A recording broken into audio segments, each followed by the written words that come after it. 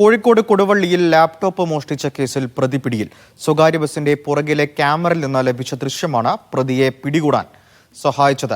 കൊടുവള്ളി കിഴക്കോത്ത് സ്വദേശി മഖ്സൂസ് ഫനൂഖിനെയാണ് ഫറോക്ക് പോലീസ് പിടികൂടിയത്. ഷിബിർ ഒമർ ചേരുന്നു. ഷിബിർ, പിടികൂടിയ മഖ്സൂസ് ഇപ്പോൾ എവിടെയാണുള്ളത്? സച്ചിൻ, ഇയാളുടെ അറസ്റ്റ് രേഖപ്പെടുത്തി കോടതിയിൽ ഹാജരാക്കിയിട്ടുണ്ട്. കഴിഞ്ഞ 8-ാം തീയതിയാണ് ഈ കേസിനാസ്പദമായ സംഭവം നടക്കുന്നത്. ഫറോക്ക് ചുങ്കത്തുള്ള ഒരു വാടക ക്വാർട്ടേഴ്സിൽ കയറി ക്വാർട്ടേഴ്സിലെ താമസക്കാരന്റെ ലാപ്ടോപ്പ് ഇയാൾ മോഷ്ടിക്കുകയായിരുന്നു. 59,000 രൂപ വില വരുന്ന ലാപ്ടോപ്പാണ് മോഷ്ടിച്ചത്.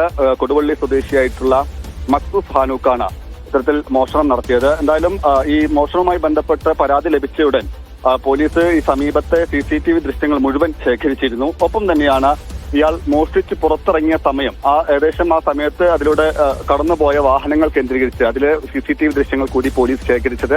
അത്തരത്തിലാണ് സ്വകാര്യ ബസിന്റെ CCTV ദൃശ്യങ്ങൾ പോലീസിന് ലഭിച്ചത്. ഈ CCTV ദൃശ്യത്തിൽ കൃത്യമായി തന്നെ മോഷണം നടത്തി ബാഗുമായി ഇയാളുടെ കാറിനടുത്ത്, ഇയാൾ വാടകയ്ക്കെടുത്ത കാറുമായിട്ടാണ് മോഷണത്തിന് ഇറങ്ങിയതെന്നാണ് പോലീസ് പറയുന്നത്. ഈ കാറിനടുത്ത് നിൽക്കുന്ന ദൃശ്യങ്ങൾ ലഭിച്ചു.